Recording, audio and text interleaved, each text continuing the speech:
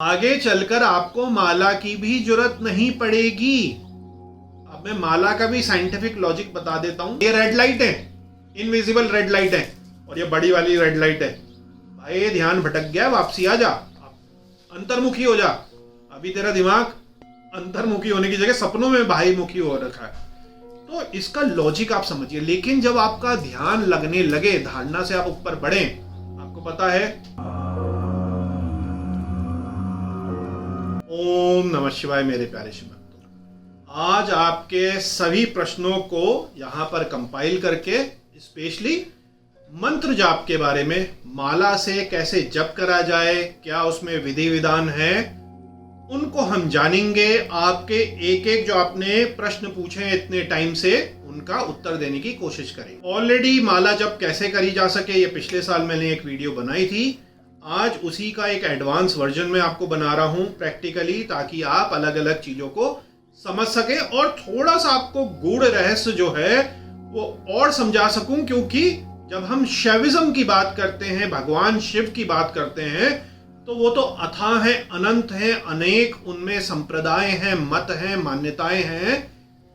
तो अलग अलग उसमें जो है पाठ हो जाते हैं, अलग अलग उसमें रास्ते हो जाते हैं, अलग अलग उसमें गुरु परंपराएं हो जाती हैं। तो वो भी थोड़ा सा मैं लेते हुए चलता हूं। शैविज्म पर एक स्पेशल मास्टर सीरीज हमारी 3 वीडियोस की बनी है।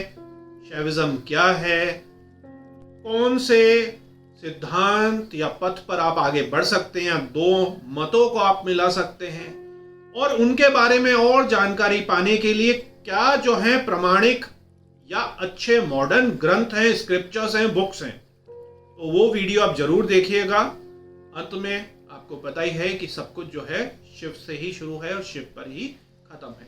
तो आज का हम जो पूरा अपना फोकस करते हैं, अलग अलग तरीके की जप मालाओं के ऊपर करते हैं। ये हम लेंगे वीडियो नंबर 2 में, और इससे पहले हम लेंगे मालाएं आपके पास हैं, ऑलरेडी आप जप करते हैं, सही ढंग से नहीं करते, तो उसमें क्या क्या व्यवस्था है उसकी हम एक एक करके आप ही के प्रश्नों को पकड़कर उनका उत्तर हम देंगे। देखिए, पहला प्रश्न आपका है कि हम मंत्र जाप कब शुरू करें, किस उम्र में करें, किस चीज के लिए करें। तो यहां पर देखिए, भगवान शिव के जो जप है, नाम जप है, जैसे शिव शिव शिव शिव या महादेव महादेव महादेव, ये नाम जप है, क्योंकि ये मंत्र नहीं है। आप नमः शिवाय कर रहे हैं तो वो पंचाक्षरी आपका मंत्र हो गया, नमः शिवाय। आपने उसमें जो है प्रणव लगा दिया, ओम लगा दिया, तो वो षडाक्षरी बन गया, ओम नमः शिवाय। अपने अपने इसके मत हैं, अपनी अपनी परंपराएं हैं। मेन जो सबसे ज्यादा मंत्र है यही है नमः शिवाय और ओम नमः शिवाय। या अधिकांश जगह आप देखेंगे कि जो केवल प्रणव है, ओम है, उसका भी बहुत लोग उच्चारण करते हैं। कई लोग कहते हैं उसको हम कर सकते हैं, कई लोग कहते हैं नहीं कर सकते। अपनी अपनी मान्यताएं हैं, उस पर मैं नहीं जाऊंगा। तो मेरे प्यारे शिव भक्तों, सबसे पहले पहला प्रश्न लेते हैं कि गुरुजी, सबसे पहले हम किस उम्र में भगवान शिव का नाम जप या मंत्र जाप करना शुरू करें। तो देखिए, इसमें तो कोई भी आयु की जो है बंधन नहीं है। एक बिल्कुल छोटा बच्चा, आप अपने घर में भी उसको शुरू करवा सकते हैं। बहुत अच्छा है कि जितने शुरुआत से बच्चा सात्विक चीजों में लगेगा, उतना ज्यादा उसके लिए अच्छा है। और अपने आप ही अगर कोई बच्चा इस पे लग रहा है तो उस पर तो भोलेनाथ की अपने आप ही कृपा है।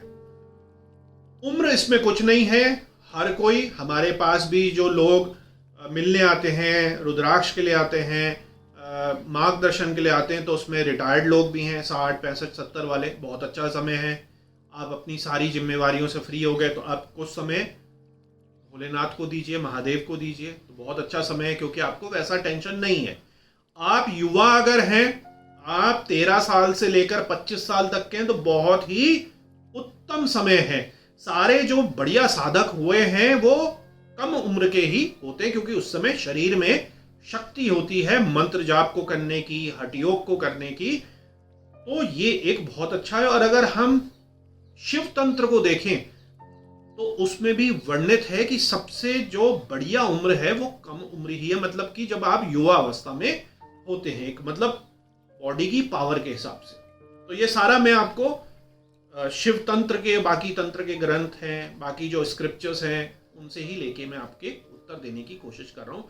तो उम्र की कोई इसमें सीमा नहीं है, लिंग की कोई सीमा नहीं है, कोई भी इसको कर सकता है, कोई भी भगवान शिव का नाम जप कर सकता है, मंत्र जाप कर सकता है। अब यहाँ पर इसको थोड़ा एक्सटेंड करते हैं आंसर को, क्योंकि आप वीडियो देख रहे हैं तो डीपली आप समझे। नाम जब आप समझ गए क्या होता है, उसमें बीज मंत्र नहीं होता। आपने जैसे कहा शिव शिव शिव शिव, आपने माला जप कर ली। अब नमः शिवाय आप करते हैं तो पंचाक्षरी मंत्र हो गया, जो सबसे ज्यादा इस्तेमाल होने वाला, प्रयोग में लाया जाने वाला मंत्र है।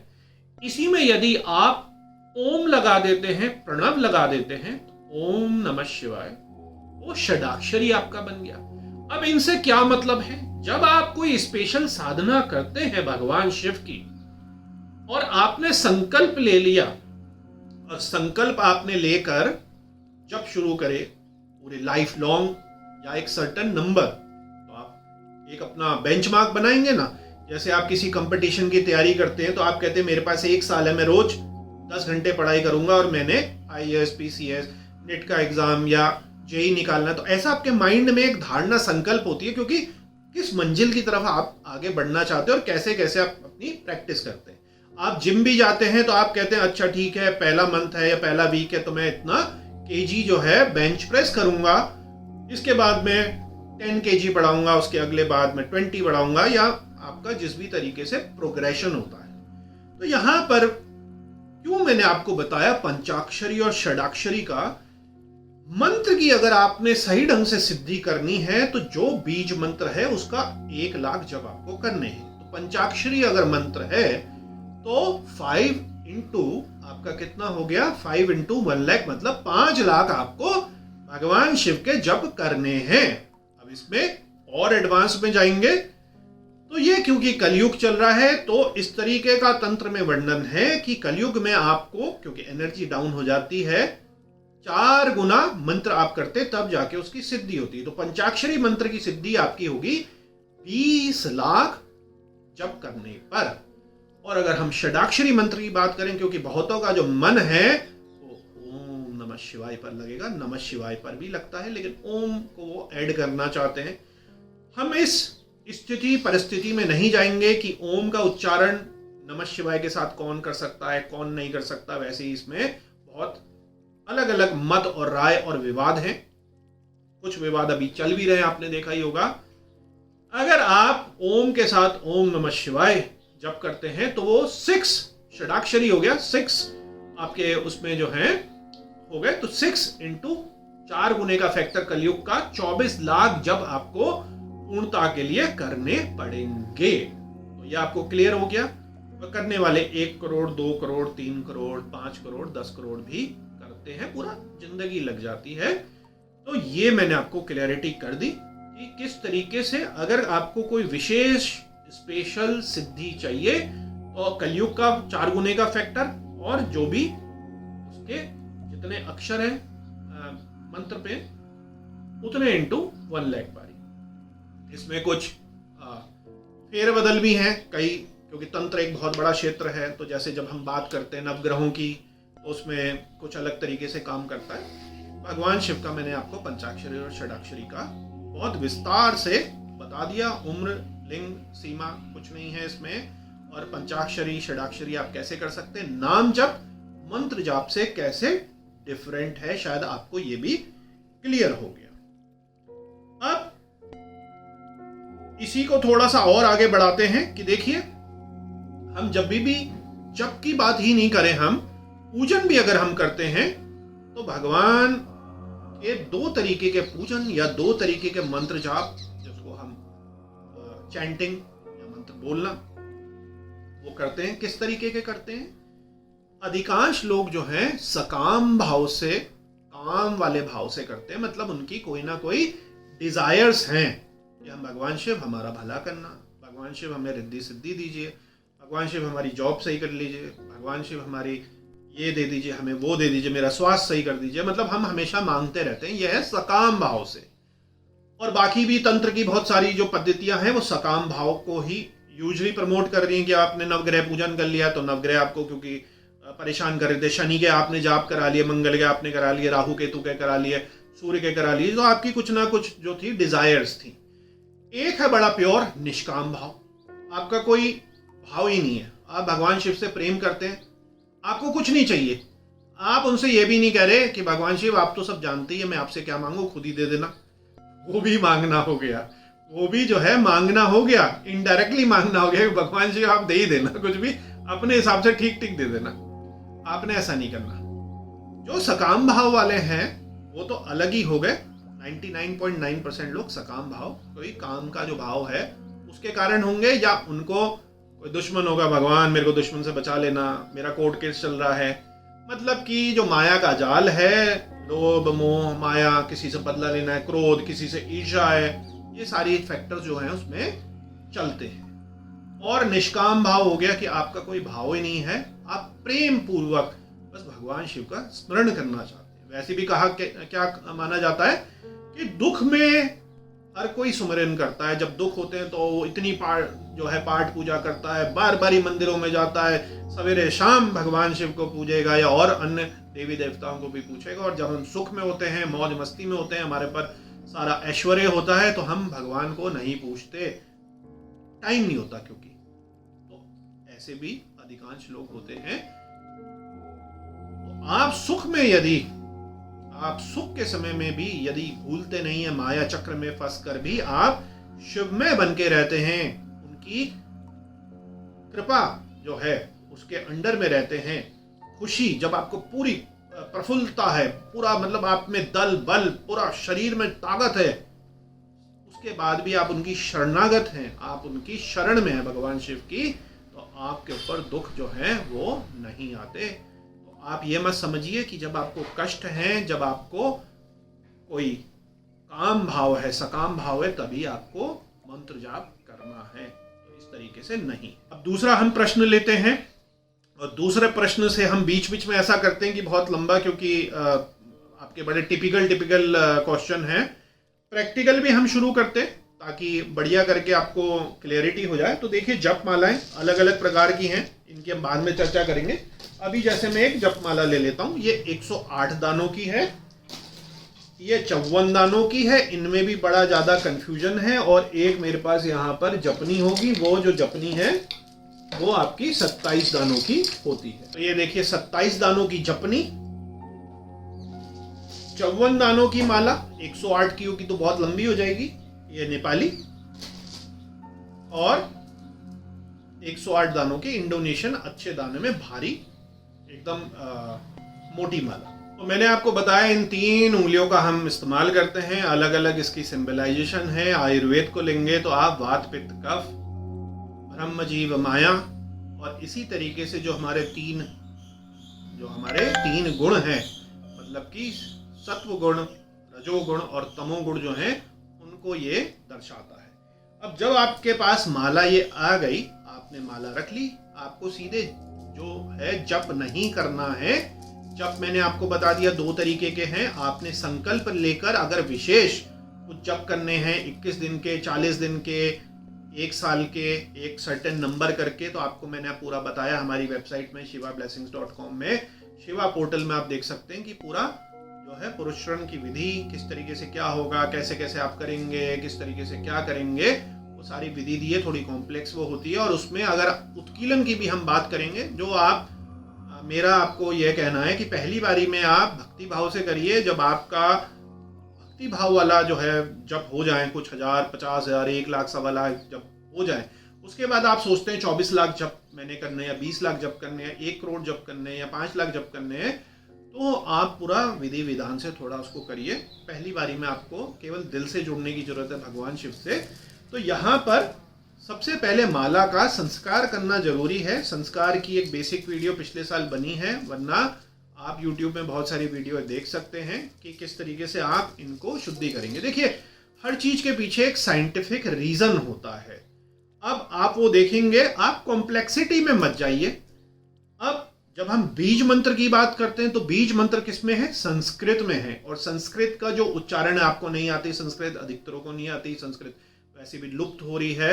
आप उन सब चीजों को मत छोड़िए, आप ध्वनि पर चलिए, क्योंकि भगवान शिव ध्वनि मतलब नाद, और ये कॉस्मिक बिग बैंग भी एक नाद से ही शुरू हुआ। तो यहाँ पर साउंड वाइब्रेशन एक बहुत ज्यादा इंपॉर्टेंट चीज है, जिसके ऊपर बहुत ज्यादा रिसर्च हो चुकी है। तो साइंटिफिकली आप समझिए कि मॉडर्न साइंस का कैसे लिंक उसके साथ हो रहा है। तो माला संस्कार में भी हम से शुरू होकर श्रम तक, मतलब कि जितनी भी मातृकाएं हैं हमारी, उनका हम चैंटिंग करते हैं। एक एक दाने में हम अपना इज्जत देकर पूजन करके इनका अक्षत पेटिये से, रोली से पूजन करते हैं। तो मेरे प्यारे शिव भक्तों, जब आपके पास जपमाला आ जाए तो मेरा आपको सजेशन यह है कि जो इसमें एनर्जी डालनी है वो माला में एनर्जी आप खुद ही डालिए। 5 से 7 मिनट का पूरा प्रोसेस है। आप जो मातृकाएं हैं उनका भी उच्चारण खुद ही करिए, ताकि मंत्र बोलने से पहले आपका जो है जीवा जो है आपका वो सही प्रोनाउंस करे। नहीं आता तो YouTube में आप देखिए कि जिस मंत्र को आप लेके चल रहे हैं वो आपको क्लियर हो। और एक बात मैं आपको बताऊं कि ओम नमः शिवाय जो है वो तो बहुत ही ज्यादा क्लियर है। तो इसमें बस आपको ये ध्यान रखना है कि ओम नमः, क्योंकि आपका विसर्ग है नमः शिवाय, तो आप ओम नमः ये भूल जाते हैं तो वो जो मंत्र है वो कुछ अलग हो जाता है। तो इन छोटी छोटी चीजों को आप जरूर देखिए। आप दक्षिणा काली का यदि आप जप कर रहे हैं तो उनमें कई बीज मंत्र हैं, क्रिंग भी है, रिंग भी है, तो वहां पर आपको कान से सुनने की बहुत अच्छे ढंग से जरूरत है, इसीलिए गुरु की जरूरत होती है। और आप जो भी अच्छा उच्चारण करते हैं, कोई आचार्य वगैरह हैं, तो इस तरीके के जो थोड़े कॉम्प्लेक्स उच्चारण वाले मंत्र हैं, महामंत्र हैं, उनको आप अक्षरों को समझिए कि क्या वो उच्चारण करा जा रहा है। और अब तो YouTube में सब कुछ ही अवेलेबल है, आप उसको साफ साफ 2-3 अलग अलग वर्जन देख लीजिए तो आपको समझ आ जाएगा कि कौन सही ढंग से क्या उच्चारण कर रहा है। तो आप उसको लेकर खुद प्रैक्टिस करके कर सकते हैं। अब हम बात आते हैं भगवान शिव के नमः शिवाय और ओम नमः शिवाय पे। ये इतना ज्यादा आसान है, और ये आसान इसीलिए ताकि हर कोई इसको कर सके, कि इसमें कोई दिक्कत की बात नहीं है। और दूसरा, ये सात्विक मंत्र है, इसको कोई भी कर सकता है, इसको जप करने का कोई भी नुकसान नहीं है, क्योंकि ये अन्य प्रकार के उग्र मंत्रों के जैसा नहीं है। क्योंकि मंत्र जो हैं कई प्रकार के होते हैं, तो ये बड़ा ही सौम्य और सब कुछ देने वाला हमारा भगवान शिव का मंत्र है, महामंत्र है। इसको महामंत्र कहा जाता है, मंत्रों का राजा कहा जाता है। तो ये आपको मैंने सब कुछ क्लियर कर दिया। अब दूसरा आपका प्रश्न है कि गुरुजी क्या गोमुखी, आपको पता है इस तरीके की गोमुखी, इसकी जरूरत है? सुमेरु क्या है? सुमेरु कहते हैं लांगना नहीं है, इसका क्या मतलब है? तो इसकी हम चर्चा करते हैं। तो देखिए, सुमेरु कुछ इस तरीके का होता है, अलग अलग तरीके के सुमेरु आप घर में भी बना सकते हैं। यहाँ से एक बड़ा सा हाथ डालने का छेद है, आगे छोटा छेद है, क्यों है? ताकि जो आपकी ये ईगो वाली उंगली है, गुरु उंगली है, वो टच ना हो, बाहर ना हो। क्यों आना ये जाता है, जब करते करते आप भूल गए, ऐसे ऐसे होते, फिर आपका हाथ ऐसे हो गया, तो आपको जब जो है शुरू से कंटिन्यू करना पड़ेगा, शुद्धि भी करनी पड़ेगी, टाइम वेस्ट होगा। इस तरीके से माना जाता है। तो यहाँ देखिए, माला को हमने इस तरीके से पकड़ना है। इसका जो सुमेरु है, जहां पर ये इसका क्राउन होता है, ये ऊपर रहता है, और आपने ये इस तरीके से उंगलियों के बीच में डाल लिया। मतलब कि आप समझ लीजिए आपने ऐसा बना दिया, बचपन में खेलते हैं ना, आप यही समझ लीजिए, अभी 2 उंगलियां उधर 2 उंगलियां इधर, और सीधे आपने ये इस तरीके से डाल दिया। आपको कोई टेंशन की जरूरत नहीं है, हम उंगलियों को भी देख के घबरा जाते हैं। गुरु की उंगली बाहर की तरफ, मेरी तरफ ना हो, ईगो की उंगली। कनिष्ठ का उंगली भी आप चाहे तो बाहर कर सकते हैं, या कईयों की उंगलियां थक जाती है तो नीचे से सपोर्टिंग भी हो सकती है, कोई दिक्कत नहीं है। आप चाहें तो ऐसे भी कर सकते हैं, आप चाहें तो ऐसे भी कर सकते हैं। अब हम जब लंबे जपों की बात करते हैं, ये तो भारी दाने हैं, इंडोनेशियन के थोड़े भारी दाने आपको चाहिए ही है, क्योंकि माला टिकनी चाहिए लाखों जप के लिए। नेपाली में अगर आप आएंगे तो आप समझिए कि नेपाली में फिर आपकी स्पीड और स्लो हो जाती है, और इतनी भारी ये है कि आप प्रैक्टिकली लाख, 2 लाख, 10 लाख, 1 करोड़ जब आम आदमी इसमें गृहस्थ नहीं कर सकता, इवन साधु सन्यासियों को भी बहुत दिक्कत होगी। यहाँ पर tennis elbow, repetitive stress injury हो जाती है, क्योंकि हम तो इस पर रिसर्च करते हैं और अनगिनत लोगों से मिलते हैं। आप समझिए कि अब समय के हिसाब से कि मॉर्निंग है तो माना जाता है नाभि के पास रहे, दिन में हार्ट के पास रहे, शाम का टाइम है, संध्या है तो ये ऐसे रहे। तो आप ऐसे क्या जप कर सकते हैं? नेपाली माला को ग्रेविटी के उसमें देखिए चलाना कितना मुश्किल है। अब मैं तो क्योंकि चला ले रहा हूँ, क्योंकि 30-35 साल से हम जप कर रहे हैं, लेकिन ये इतने भारी दानों के साथ संभव नहीं है। तो देश काल परिस्थिति के हिसाब से जैसे आप देखेंगे, आप म्यूजियम में गए होंगे, दिल्ली के म्यूजियम में, लखनऊ के म्यूजियम में, बहुत सारे म्यूजियम में आप गए होंगे, आपने देखा होगा कि वहाँ जो 100 साल पहले, 200 साल पहले, 400 साल पहले जो ढाले हैं, तलवारें हैं, गदाएं हैं, कितनी भारी हैं, और वो एक्चुअल में उन राजाओं की फाइट के दौरान वो छूट गई या उनके बाद उनको रख लिया गया। तो आप सोचने पे ताजुब हो जाते कि इतनी भारी, इतनी लंबी तलवार कोई चला कैसे सकता है, इतनी भारी ढाल कोई पकड़ कैसे सकता है, क्योंकि तब शक्ति और सामर्थ्य उस प्रकार का होता था। यही चीज अभी जो आप नए साधक है, मैं बता रहा हूं ना, आप ये नहीं कर पाएंगे, तो इसके लिए कुछ आप ऑप्शंस कर सकते हैं। अब ये क्या है कि जैसे अभी पहले मैं इसी से ही करता हूं, जपनी हम रखते हैं, तो अपने पूरी जो अपनी माला है जपनी के अंदर डाल दी, इस तरीके से बढ़िया करके 108 दानों की माला आ गई। और मैंने आपको वाला फार्मूला बता ही दिया कि कुछ नहीं, बस ऐसे कर लीजिए, इसको डाल दीजिए और छोटी उंगली को बाहर निकाल दीजिए, आपको पूरा हाथ चले गया। इसको आपने गर्दन में डालना है, डाल लीजिए ताकि छूटे ना, आप गर्दन में डाल सकते हैं। गर्दन में डालने का यह है कि आपको सपोर्टिंग मिल जाती है, देखिए एक तरीके की एक सपोर्ट मिल गया गर्दन से। इसको आप छोटा बड़ा पीछे से पिन करके, इसको छोटा करके अपनी हाइट के हिसाब से एडजस्ट करिए, जिसको नहीं लगता हो ऐसे छोड़ सकता है।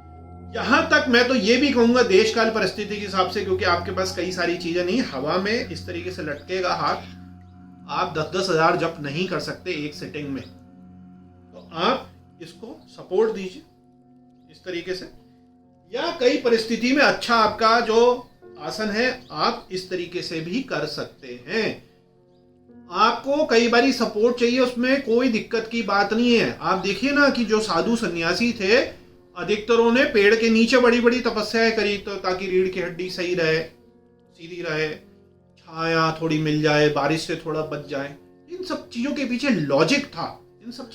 लॉजिक था, तो आप चाहें तो हाथ के लिए ऐसे भी कर सकते हैं, या आपको लग रहा है कि जैसे पैर में नहीं लगनी चाहिए माला और आपके पास मान लीजिए जपनी भी नहीं होती, तो आप इस तरीके से भी कर सकते हैं। क्योंकि मेन मकसद क्या है, अगर पतंजलि योग सूत्र की भी हम बात करें तंत्र के अलावा, जो आसन में स्थिरता है वही जो है सबसे सर्वश्रेष्ठ ध्यान के लिए आसन है। तो स्थिरता होनी, अगर आपका मन ही चल रहा है, कहीं खो रहा है, घूम रहा है, ऐसे करके आप कर रहे हो, कष्ट हो गया, हो नहीं रहा, आप फिर बवाल टलाई करेंगे, मतलब आप मजबूरी में जप कर रहे हैं, क्योंकि आपकी कोहनी थक रही है, आपकी गर्दन थक रही है, आपका शोल्डर पेन कर रहा है। तो मंत्र जब लंबे जप करने 10-10 हजार, 5-5 हजार एक टाइम में, तो आपको थोड़ा सा व्यवस्था अपने लिए बनानी पड़ेगी, और धीरे धीरे साधक का जो शरीर है वो तपता है और कष्ट को सहने लायक हो जाता है। शुरुआत में ये सारी ट्रिक्स मैंने आपको प्रैक्टिकल बता रहा हूं,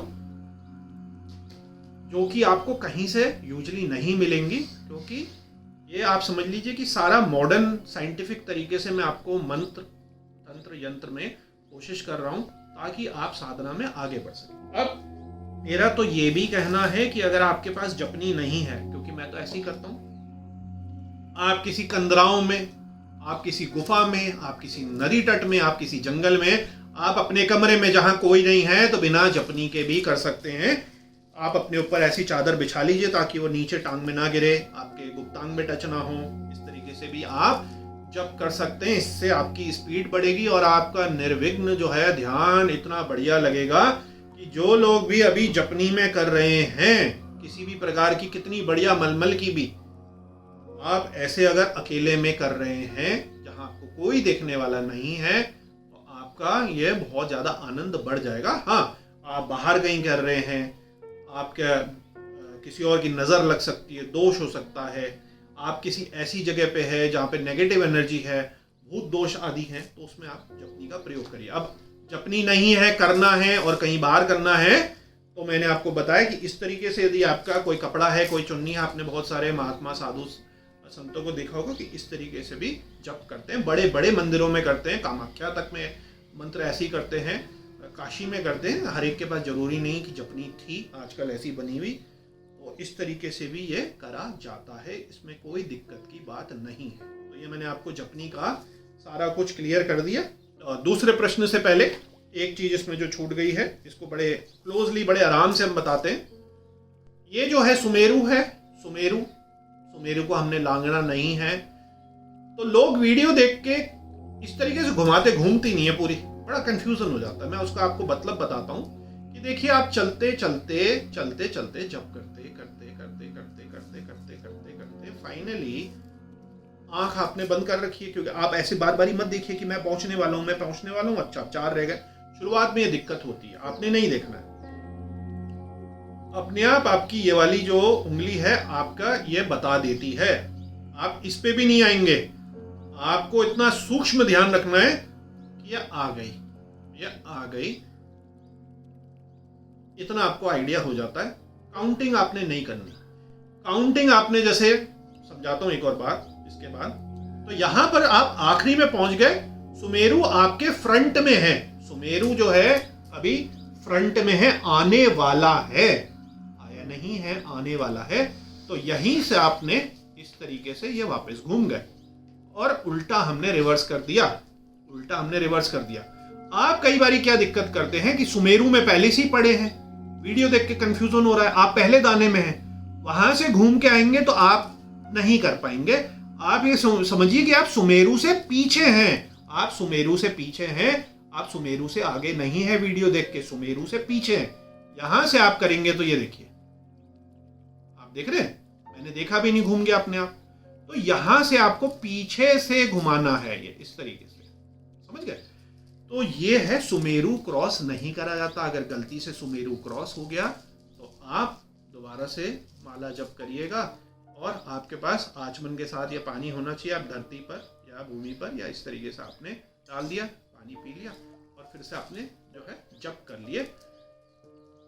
माला में कंफ्यूज मत होइए, 108 दानों की माला है, अलग अलग तरीके से 25 दानों की, 15 दानों की, 30 दानों की, 54 दानों की, 27 दानों की, 60 दानों की, अलग अलग तरीके से माला होती है। 108 दानों की माला हमेशा बढ़िया है, माना ये जाता है। इसके पीछे लॉजिक ये मानते हैं कि 27 जो है नक्षत्र होते हैं, 4 गुना वो हो गए, और एक जो है अभिजीत नक्षत्र, सुमेरु टाइप मान लीजिए। तो अपने अपने जो है मान्यताएं हैं अलग अलग गुरुओं की।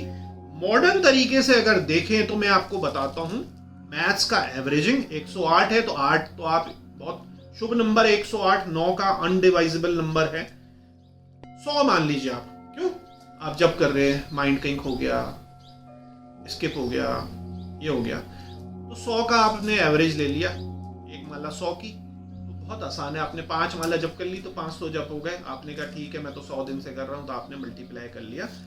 तो आप 108 में भी मत फंसिए, करिए आप 108 से। लेकिन मैं आपको लॉजिक बता रहा हूं कि 2 4 5 10 तो हमारे जब ऐसे करते करते माइंड लॉस हो जाता है, शायद एक ही जब हमारा अच्छे ढंग से हो पाता हो। तो यहां पर 108 की सुमेरु को लांघने की जो नहीं करना है, हमने सुमेरु लांघना नहीं है, ये मैंने सारा आपको बता दी। और इसमें पलटी करके कैसे आना है, ये भी मैंने आपको बता दिया। अब बड़े लंबे जपों में जब आप 10-10 हजार एक दिन में कर रहे हैं, 5-5 हजार कर रहे हैं, या इवन मैं तो कह रहा हूं 10 माला जब भी आप कर रहे हैं 1000, आपने देखा होगा बहुत सारे लोग इस तरीके से कर रहे हैं। ये वाली उंगली का आपने बहुत देखा होगा, ऐसे ऐसे करके छिल जाएगा।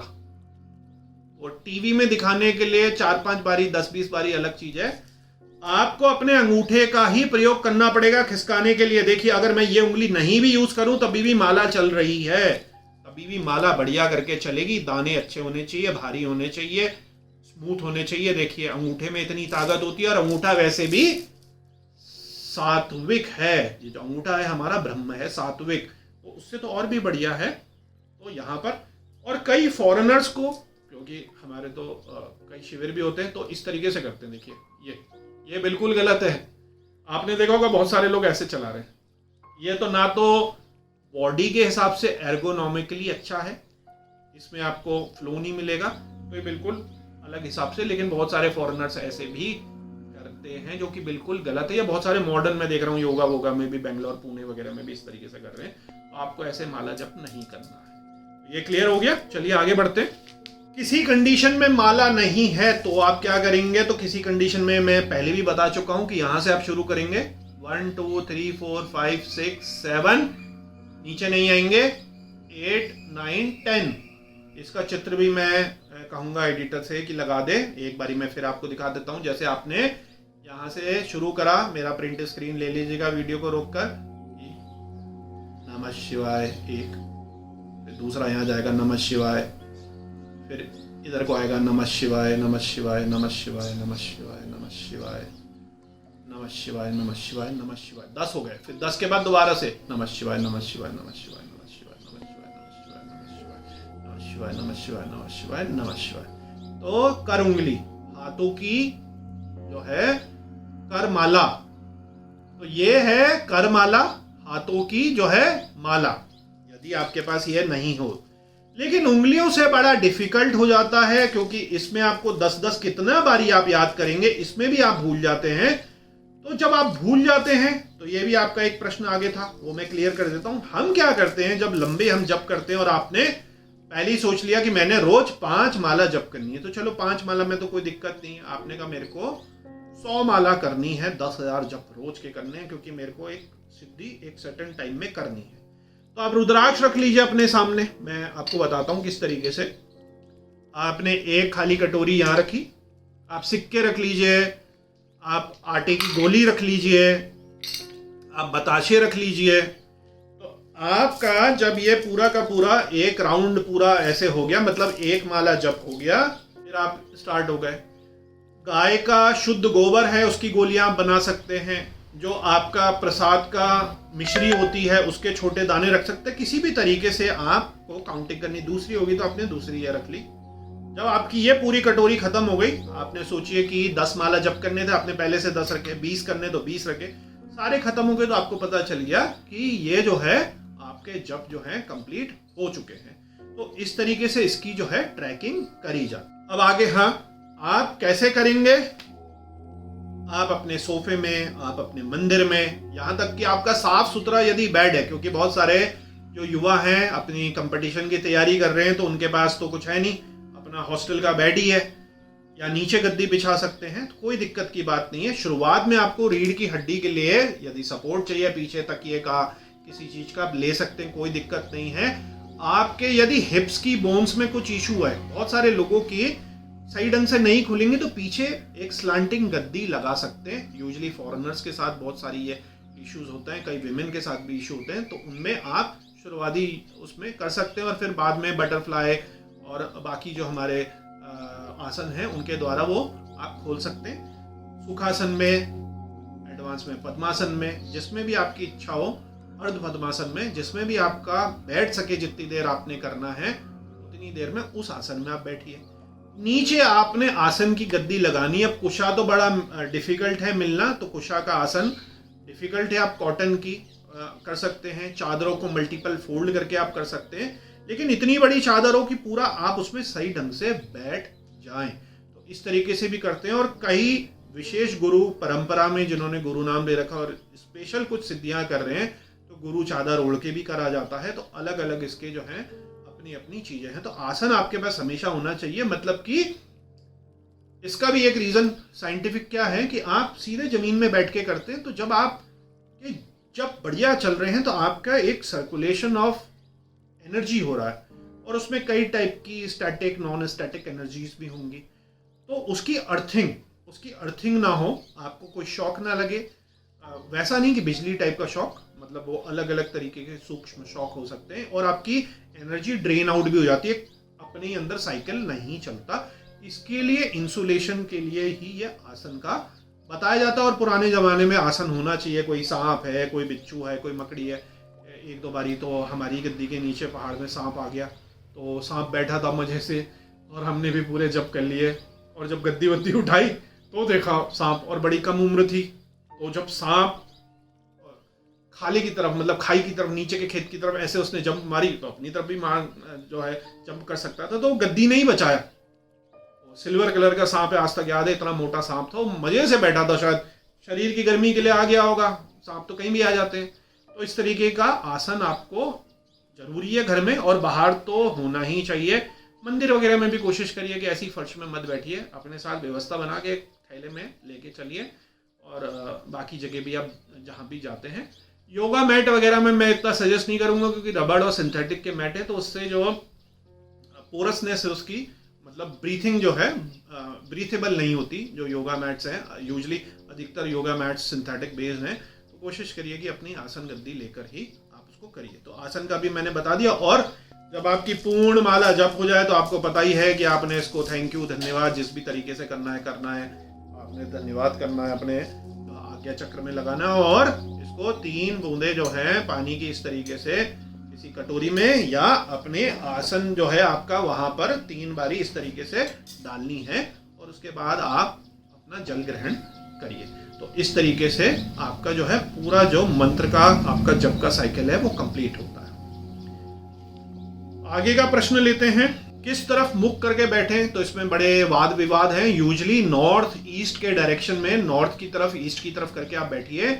यदि आपको कुछ उग्र साधनाएं करनी है, या उग्र देवता की आप साधना कर रहे हैं, जैसे मान लीजिए भैरव जी की कर रहे हैं, या कुछ और भी आपके राहु के जप कर रहे हैं, तो साउथ में भी आप कर सकते हैं, ऐसा नहीं है, तो विशेष आपको उसमें देखना पड़ता है। पर ऑन एंड प्रिंसिपल नॉर्थ और ईस्ट ये 2 अच्छे डायरेक्शन है। ईशान जो आपका कोना है उसमें आप कर सकते हैं। बाकी तो आपको पता है कि कमरे में विशेष तंत्र अगर जप करने हैं तो उसमें तो बड़ा हॉरोस्कोप भी देखना है, उसमें पंचांग भी देखना है, उसमें आपके कोष्टक खाने भी बनने हैं, उसमें वो भी देखना है कि हम कुर्मा के पूंछ की तरफ हमारे आ रहे हैं कमरे में, या मुख की तरफ आ रहे हैं, या पीठ की तरफ आ रहे हैं। तो तंत्र में, एडवांस तंत्र में कई सारी और भी इश्यूज हैं, उनकी हम चर्चा नहीं करते, विस्तार बहुत ज़्यादा हो जाएगा इस वीडियो का, अलग दिशा में चली जाएगी, कभी और उसको हम लेंगे। आपको जप करते समय टांगों को ठक ठक ठक, जांघों को ऐसे ऐसे, या ऐसे कर रहे हैं, या ऐसे हो रहा है, या ऐसे हो रहा है, या जमाई आ रही है, अकड़ाई आ रही है, छींक आ रही है, गैस भी निकल जाती है जिसको हम कहते हैं फार्ट, या पात भी आ जाती है, कई सारी चीजें हो सकती हैं जप में शुरुआत में स्पेशली। तो यदि ऐसा कुछ है तो आप जप को रोकिए, शुरुआत से आप करेंगे, और माला में जो गंगा जल या शुद्ध जल है एक बारी डाल लीजिए, आप पी लीजिए, और ऐसे करके चुटकी आप बजाइए ताकि आपकी तंद्रा खुल जाए और आपका जो है वो प्रयोग जो है हमारा तंत्र का ये हो सके, और आप स्टार्टिंग करिए। तो ये भी जो है जमाई का, डकार का, हिचकी का, ये सारी चीजों में आपने ये करना, और वहाँ 0 से स्टार्ट करना। 0 से मतलब ये नहीं है कि आप जैसे छठी माला तक पहुंच गए थे तो छठी से ही शुरू करना है, वो 5 पहले से काउंटेड है, ये वाला साइकिल आपका खराब हुआ है। तो ऐसा नहीं कि आप फिर से 6 माला करेंगे, ठीक है। दीपक जो है आप जलाकर रखिए, कोशिश अगर कर सकते हैं, क्योंकि आपका साक्षी है, या आप जब कर रहे हैं तो ये साक्षी भाव में है। आपके जो मंत्र हैं देवताओं, जिस देवता के लिए, प्रधान देवता के लिए आप करना चाह रहे हैं, या जिस सिद्धि के लिए करना चाह रहे हैं, तो ये आपका एक तरीके से विटनेस है, साक्षी है। तो और जो है जल के साथ आचमन, अपने पीने के लिए पानी, ये तो आपने रखना ही है। और अपने इष्ट की अगर मूर्ति रखनी है, जैसे अभी तो मंदिर अभी यहाँ का इस तरफ है, आप शायद कैमरे में नहीं देख पा रहे हैं, तो वरना आप अपने आसपास उसको व्यवस्था बना सकते हैं। इस तरीके से अपना जो है फेस भी आप चेंज कर सकते हैं। अभी तो फेस भी मैंने आपको वीडियो बनाने के लिए कहीं और कर रखा है, क्योंकि उस डायरेक्शन में वीडियो बन नहीं सकती है। अब यहाँ पर एक और कंफ्यूजन हम लेते हैं, कई सारे प्रश्न थे। तो देखिए, जब आप जप करते हैं, मन बन गया तो जप कर डालिए। जितना आप YouTube, जितनी पुस्तकें देखेंगे उतना कंफ्यूजन होगा, क्योंकि तंत्र जो है, मंत्र जो है, यंत्र जो है, उसका कोई ना आदि है ना अंत है। और हाँ मेरे प्यारे शिव भक्तों, एक बारी आपका जप करने का, साधना करने का, सिद्धि करने का, मेडिटेशन करने का, योगा करने का, ध्यान करने का मन बन जाए, नाम जप करने का मन जाए मन, तो रुकिए मत। जितनी ज्यादा आप YouTube वीडियो देखेंगे, पुस्तकें पढ़ेंगे, लोगों से पूछेंगे, इधर देखेंगे उधर देखेंगे, उतना ज्यादा कंफ्यूजन बढ़ेगा। 100% किसी को भी पूर्णतः जानकारी नहीं है, क्योंकि हमारा तंत्र जो है, यंत्र जो है, मंत्र जो है, इतना असीम है, इसका ना आदि है ना अंत है। और जब हम भगवान शिव की बात करते हैं, शैव की बात करते हैं, शैव तंत्र की बात करते हैं, शैव मंत्र की बात करते हैं, तो इसकी तो मतलब आप समझ लीजिए कि इसी से सारा ब्रह्मांड बना है। कंफ्यूजन कहाँ आ जाता है, आपसे कहते अरे आप तंत्र क्रिया कर रहे हो, सब कुछ तंत्र है, टूल है जिसको यूज कर रहे हैं, that is all known as तंत्र। एक्चुअली में भगवान शिव ने पार्वती जी को जो जो बताया, उनके जो क्वेश्चंस के आंसर दिए, वो सब तंत्र ही है। तो शिव पार्वती संवाद एक तरीके से सारे के सारे तंत्र ही हैं। तो तंत्र को आप मूवी की तरह मत समझिए कि तंत्र में केवल भूत, बलि और हड्डी और ऐसा और वैसा और बड़े उल्टे उल्टे काम होंगे, ऐसा नहीं है। सात्विक तंत्र भी होता है। अब तंत्रों में क्या कंफ्यूजन हो जाता है, आगम, निगम और बाद में साबर मंत्र। तो सबसे पहले साबर मंत्रों की बात करते हैं। ऐसे कुछ ये भी मंत्र होते हैं, इतने ज्यादा जो है आम लोगों को नहीं पता।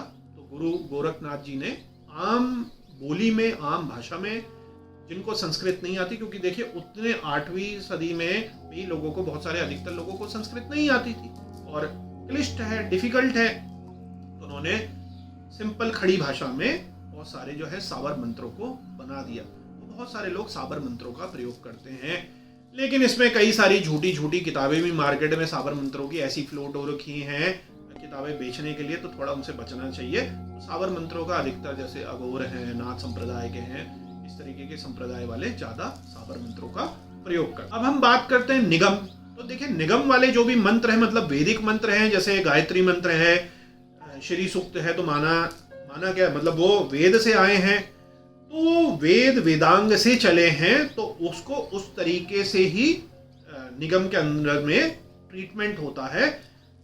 तो ये तो आप समझ गए कि निगम जब बात चल रही है और वैदिक मंत्रों की बात चल रही है, तो वो वेद से चलते चले आए हैं। मैंने एग्जांपल आपको दे दिए कि क्या उसके किस तरीके के मंत्र हैं। अब हम जब बात करते हैं आगमों की, तो वो जो हैं वेद से अलग हटके हैं, वो सीधे सीधे डायरेक्टली आए हैं, तंत्र से आए हैं, शिव के मुख से आए हैं।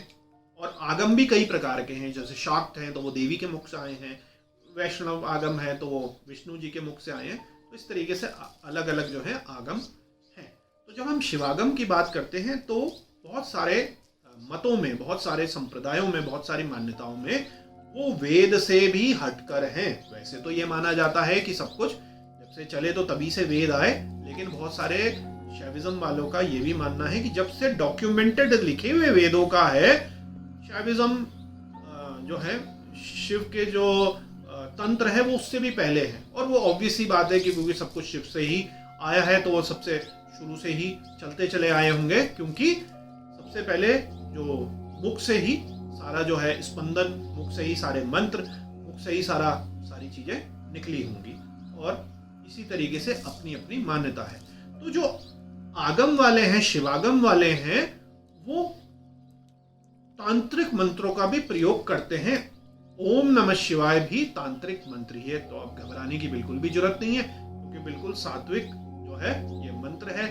आपको कंफ्यूजन ये हो जाता है कि तंत्र का जहां नाम ले दिया तो सारी नेगेटिविटी आ गई। नहीं, तंत्र तो बहुत ज्यादा पॉजिटिव है, और भगवान शिव तो तंत्र राज है, महाराज है, सारा तंत्र उन्हीं से ही तो बना है। तो ये आपको मैंने बिल्कुल क्लियर कर दिया, क्योंकि आप कहीं सुनेंगे अरे आप वैदिक मंत्रों का इस्तेमाल कर रहे हैं, या आप तांत्रिक मंत्रों का इस्तेमाल कर रहे हैं, या आप शाबर मंत्रों का इस्तेमाल कर रहे हैं। तो जब भगवान शिव की बात कर रहे हैं तो सारे मंत्र उन्हीं के अंदर समा गए, चाहे वो वैदिक हो, चाहे तांत्रिक हो, या शाबर मंत्र हो। तो बिल्कुल आपको कंफ्यूज होने की बिल्कुल भी जरूरत नहीं है, बिल्कुल भी जरूरत नहीं है। यूजुअली आपको यूट्यूब में बहुत सारे, क्योंकि जो नॉन तंत्र वाले हैं, मतलब कि वेदों से चलते हुए मंत्रों को आ रहे हैं, तो वो क्योंकि अपने हिसाब से ही बताते हैं, तो ये वाला पार्ट आपका छूट जाता है। आगम और निगम का जो मैं आपको क्लियर करा, और साबर मंत्रों का जो मैंने आपको क्लियर करा, तो ये एक मेन विशेष सीक्रेट मैंने आपको बता दिया। तो बिल्कुल भी कंफ्यूजन में मत रहिए, सीधे सीधे शुरुआत करिए बढ़िया तरीके से। भगवान शिव सभी का कल्याण करते हैं। आपके मन में यदि आ गया है उनका जप करना, उनका नाम जप करना, उनकी सिद्धि करना, उनकी साधना करना, उनकी कुंडलिनी साधना करना, उनका हठयोग करना, उनका मंत्र जाप करना, उनका संकल्प लेके बड़े मंत्र जाप करना, तो आप पर भगवान शिव की ही कृपा है, क्योंकि कलयुग में ऐसा कौन सोचता है आजकल। तो आप बिल्कुल भी कंफ्यूजन में ना रहिए। एक बड़ा ही अनोखा प्रश्न आया है कि मंत्र जाप करते समय यदि डर लगे तो क्या करें। देखिए, यूजली तो मंत्र जाप करते समय, वो भी ओम नमः शिवाय या नमः शिवाय का जाप करते समय, डर नहीं लगता, क्योंकि सारे जो डर लगने वाली चीजें हैं सब उन्हीं के ही दूत हैं। तो जब आप भगवान शिव का ही पूजन कर रहे हैं, चाहे घर में कर रहे हो, सवेरे कर रहे हो, रात को कर रहे हो, शमशान में कर रहे हो, तो डर लगने की तो कोई बात ही नहीं है।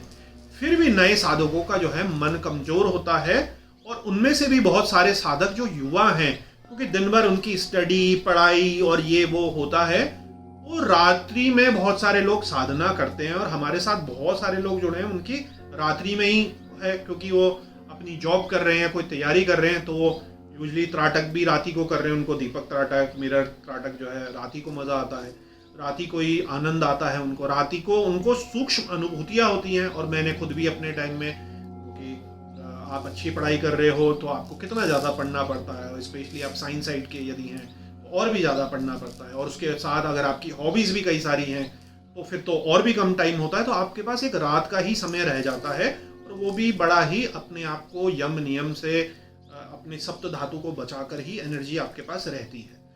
तो यहाँ पर कोई चिंता की बात नहीं है। आप सवेरे, दिन, शाम, रात कभी भी भगवान शिव के जप कर सकते हैं। ये तो मैं आपको अपने आप ही बता रहा हूँ। रात को भगवान शिव के जप, आई डोंट नो क्यों कंफ्यूजन कर रखा है कि नहीं कर सकते, ऐसा नहीं है। महाशिवरात्रि में क्या होता है, मासिक शिवरात्रि में क्या होता है, सारे रात को ही तो होती है, चाहे 4 पहर की सबसे बड़ी पूजा। तो कंफ्यूजन पैदा नहीं होना चाहिए। जो लोग सवेरे किसी कारण नहीं कर सकते, बहुतों की जॉबें ऐसी हैं, बहुतों की लाइफ स्टाइल अभी ऐसी, बहुतों की पढ़ाई ऐसी है कि वो नहीं कर सकते, या दिन भर हल्ला गुल्ला, लोगों को आना जाना ऐसा रहता है। तो आप आधे घंटे भी पूजन करिए, 15 मिनट भी आप जप करिए, माला जप करिए, एक ही माला जप करिए, 2 ही माला जप करिए। अगर रात को भी आपको फुर्सत मिल रही है तो आप करिए। ऐसा मत सोचिए कि केवल ये सवेरे ब्रह्म मुहूर्त में ही करा जा सकता है, केवल सवेरे ही करा जा सकता है। ये मैंने आपको क्लियर कर दिया। मूल प्रश्न में आते हैं कि अगर डर लगता है तो क्या होता है। तो देखिए, गुरु दीक्षा लीजिए, गुरु कवच आपको मिलता है, गुरु मंत्र आपको मिलता है, तो उससे आपके पास एक सुरक्षा कवच, और गुरु हमेशा उनकी सूक्ष्म एनर्जी आपके इर्द गिर्द रहती है। दूसरा, शिव भस्म जो है, बहुत सारे लोगों को तो जो भी आप रुद्राक्ष का बाकी भी सामान लेते हैं, हम अपनी तरफ से अभिमंत्रित भस्म आपको थोड़ी सी हर किसी को अपनी तरफ से देते हैं। तो अपने आसन के चारों तरफ बिखेर लीजिए, दीपक को आप जला के रखिए, रुद्राक्ष को आप पहनिए। माला के अलावा आप अपने कंठ में भी एक 5 मुखी रुद्राक्ष, अच्छा आप अभिमंत्रित जो 5 मुखी रुद्राक्ष है, या भोलेनाथ कृपा कवच है, या आपका काल भैरव कवच है, उसको धारण कर सकते हैं। अलग अलग तरीके के कोई डर होते हैं, तो उसमें आपको बिल्कुल जो है कोई भी जो है इशू नहीं होगा। माला जप करने में आपका जो मन है वो एकदम प्रफुल्लित रहेगा। आप दीपक को जलाइए बढ़िया करके, गाय के आप दीपक को जलाइए गाय के घी के साथ, और एक तेल का दीपक, 2 दीपक आप जलाइए और अपना बढ़िया करके जप करिए। ये सब चीजें आप करेंगे तो आपका डर जो है खत्म हो जाएगा। अब एक और प्रश्न है कि माला यदि जप करते करते गिर जाए, होता है, या छूट गई ऐसे, या कुछ और हो गया, तो कोई नहीं, आप शुरू से जप कर लीजिए, इसको गंगा जल डाल दीजिए, पानी पी लीजिए एक बारी, और क्षमा प्रार्थना कर लीजिए, और दोबारा से आप जप कर लीजिए। कोई ऐसी बड़ी बात नहीं है। गिर के पैरों को भी टच वगैरह हो जाती है, कोई दिक्कत की बात नहीं है। दाना यदि टूट जाए, तो जप करते करते टूट जाए, तो आप समझ जाइए कि आपको जो है माला नहीं ले लीजिए, इसको विसर्जित कर दीजिए, अच्छी भूमि पर नीचे दबा दीजिए। एक चीज मैंने बहुत वीडियो में आपको बताई है, जब आप बड़ी सिद्धि कर रहे हैं, कोई बड़ी सिद्धि कर रहे हैं, पुरुषचरण के साथ जप कर रहे हैं, तो कई बारी ऐसा आता है, इतने सारे क्योंकि जप करने पड़ते हैं, तो माला टूट सकती है। इसलिए हमेशा इसके साथ एक बैकअप माला अभिमंत्रित करके रखिए। अगर किसी कारण टूट जाए तो सिद्धि की जो जप है बीच में रुकने नहीं चाहिए, ये भी आपको कोई नहीं बताएगा। तो आप हमेशा अपने पास एक बैकअप माला रखिए जो अभिमंत्रित हो, तो उसको आपने रख दिया। अभी जैसे मान लीजिए टूट गई, तो आपने भगवान शिव के उसी में ही रख लिया, और दूसरी माला जो है उसको जप करके, शुद्धि करके, आपने क्षमा प्रार्थना करके, इसी से आपने कंटिन्यूटी करी। माला क्या है? माला इज जस्ट अ टूल। माला क्या है? ये आपको आपके गंतव्य तक पहुंचा रही है। अनंत कोटि, आपको पता है शिव पुराण में कि वैसे आप कर रहे हैं और आप रुद्राक्ष की माला से कर रहे हैं तो अनन्य कोटि आपको पुण्य मिलेगा। लेकिन ये सब टूल हैं, ये सब आपके यंत्र हैं। आपका मेन चीज क्या है? ये जो चला, ओम नमः शिवाय, ओम नमः शिवाय। आगे चलकर आपको माला की भी जरूरत नहीं पड़ेगी। अब मैं माला का भी साइंटिफिक लॉजिक बता देता हूं। ब्रेन ईईजी जो हम कराते हैं साधकों की, और अभी नेक्स्ट राउंड का भी टाइम नहीं मिल पाया, एक दो बारी मैं आपको बता चुका हूं मेडिटेटर्स की। अब जिस भी टाइम आएगा तो आप देखेंगे। ये एक एक दाना माइक्रो फोकस के लिए एक फ्लो बना रहा है। और माला करते करते देखो, आप माला करते हो, आज ऑफिस में क्या होगा, अरे मेरे को ये खरीदना है, अरे वो कैसी होगी,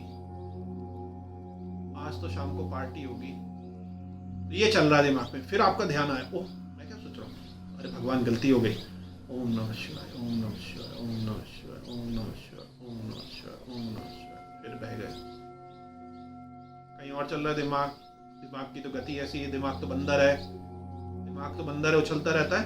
तो उसको बार बार ही लाना है। और स्पेशली जब आपकी प्रैक्टिस हो जाए तो सुमेरु का क्या मतलब है, इतना लंबा फ्लो हो गया, आप 108 करेंगे तो 1 मिनट तो आराम आराम से लगेंगे ही। तो आपका अगर मन कहीं भटक भी रहा था तो आपने कहा ओह वापस आ जा, कहाँ घुमा हुआ है सपनों की दुनिया में, इस बार ही सही माला कर लेना, और ये माला तो खराब हो गई, एक एक्स्ट्रा कर लेना। फिर आपने कहा ओम नमः शिवाय, ये माला सही हो गई। फिर आपका ऐसा मन भटक गया तो ये छोटे छोटे स्टॉप आपको ध्यान लगा रही है। रेड लाइट है, इनविजिबल रेड लाइट है, और ये बड़ी वाली रेड लाइट है। भाई ध्यान भटक गया, वापसी आ जा, अंतर्मुखी हो जा। अभी तेरा दिमाग अंतर्मुखी होने की जगह सपनों में बाह्यमुखी हो रखा है। तो इसका लॉजिक आप समझिए। लेकिन जब आपका ध्यान लगने लगे, धारणा से आप ऊपर बढ़े, आपको पता है, तो मेरे प्यारे शिव भक्तों, देखिए होता क्या है, जब एक मनके से दूसरे मनके में हम जाते हैं, या जो बड़ा वाला ये सुमेरु है, यहाँ पे हम रुकते हैं, हमें पता चलता है वापसी आनी है। तो इसका सिंपल सा साइंटिफिक रीजन ये है, जो हमारे ऋषियों ने ढूंढा होगा उस समय, कि हमारा मन कहीं और भटक रहा है, तो हर दाने में एक माइंड का पार्ट लगा हुआ है कि हमें ये मूव भी करना है सबकॉन्शियसली।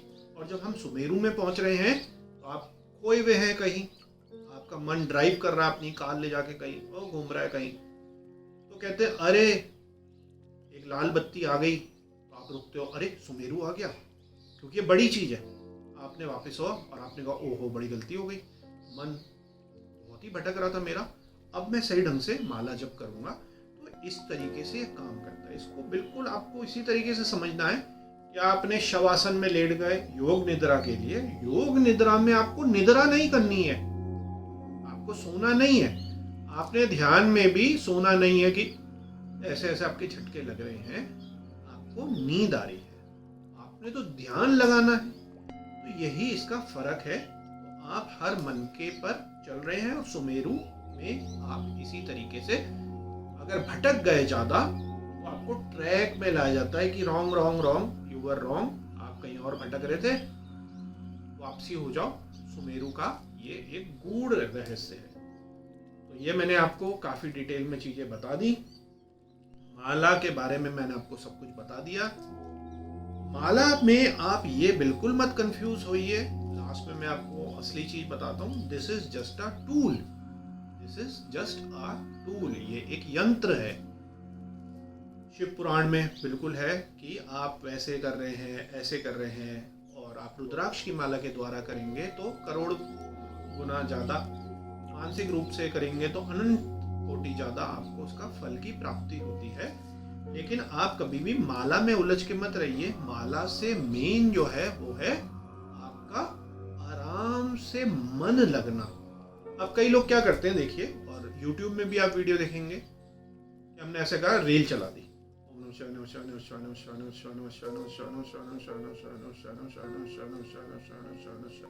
इसका कोई फायदा नहीं है। पहली बात तो जब हम कोई भी मंत्र करते हैं उसकी एक गति होती है, उसका एक डिस्टेंस होता है, आपको कैसे उच्चारण करना है, कितना गैप देना है।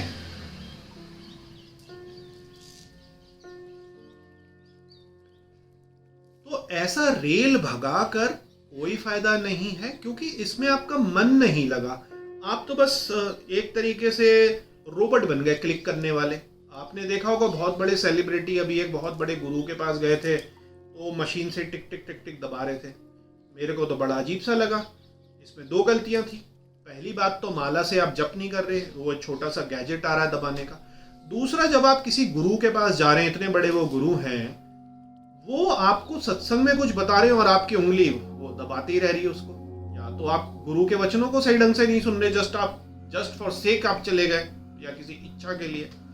जब गुरु कोई चीज कहता है, आप तो सारी चीज सुनकर वो शिवमय हो गया, उसकी बात सुनते ना, तो उसमें क्या मतलब था उस समय। अब मान लीजिए मैं किसी अपने गुरु के सत्संग के पास जा रहा हूँ सत्संग लेने, और उस टाइम पे भी वो इतनी गूढ़ रहस्य बता रहे हैं और मैं सुन नहीं रहा हूँ और मैं इस तरीके से ये कर रहा हूँ, तो वो तो बड़ा गलत हो जाएगा। और दूसरी चीज है कि यहाँ पर हमारी धारणा, श्रद्धा, इसको अभिमंत्रित, इस पर ऊर्जा डालना, इसकी मातृकाओं को जागृत करना, इसके बीजों को जागृत करना, कितनी सारी चीजें एक माला में है, उसको उसके साथ कितने विधि विधान हैं। तो ये चीज, और एक वो इलेक्ट्रॉनिक गैजेट का कैलकुलेटर जैसा टुकड़ा, वो केवल ये हो गया कि आपने मान लीजिए क्रिकेट में बस 1 2 3 कैलकुलेटर में जैसे दबाते रह गए, उस तरीके का है। तो वो तो मेरे को बिल्कुल भी किसी तरीके से स्पिरिचुअल नहीं लगता। मेरे को बस ये लगता है कि हाँ, एक नंबर हमने छूना था, एक नंबर हमने छू लिया, 10,000 का, 1 लाख का, 10 लाख का। तो उन चीजों से भी आप बचिए, क्योंकि उसमें आपका जो धारणा है दिल की, वो जमेगी नहीं। अष्टांग योग में भी क्या है, आपके यम, नियम, आसन, प्राणायाम, प्रत्याहार चलते चलते आपका फिर क्या है, जो बाह्य रूप है आपका, उससे आप अंतरी रूप में आ गए ना। आपका जो ध्यान है, समाधि है, धारणा है, धारणा, ध्यान, समाधि जो है वो अंदरूनी होता है। तो देखिए, अंदरूनी वाले में सबसे पहले ही धारणा है। तो धारणा, धारण करना, किसी चीज को धारण करना, अपने इष्ट के मंत्र को धारण करना, अपने इष्ट के नाम को धारण करना, अपने अंदर बैठाना, अपने शरीर वाले मंदिर में बैठाना, अपने पिंड में बैठाना। तो मेरे प्यारे शिव भक्तों, माला जप से रिलेटेड जो भी आपके प्रश्न थे, शिव मंत्र जप के जो भी आपके प्रश्न थे, वो मैंने काफी डिटेल में आपको क्लियर कर दिए। तो मेरे प्यारे शिव भक्तों, जो भी माला जप से रिलेटेड आपके प्रश्न आए थे, उन सभी को मैंने आपको बहुत ही ज़्यादा डिटेल में क्लियर कर दिया। उम्मीद है आपकी सारी शंकाएं अब दूर हो गई होंगी। निसंकोच अब आप आराम से अपना नमः शिवाय या ओम नमः शिवाय का या शिव नाम का जप कर सकते हैं। कोई भी कंफ्यूजन की जरूरत नहीं है। अंत में भोलेनाथ से यही विनती है कि आप और आपके परिवार पर कृपा करें। ओम नमः शिवाय।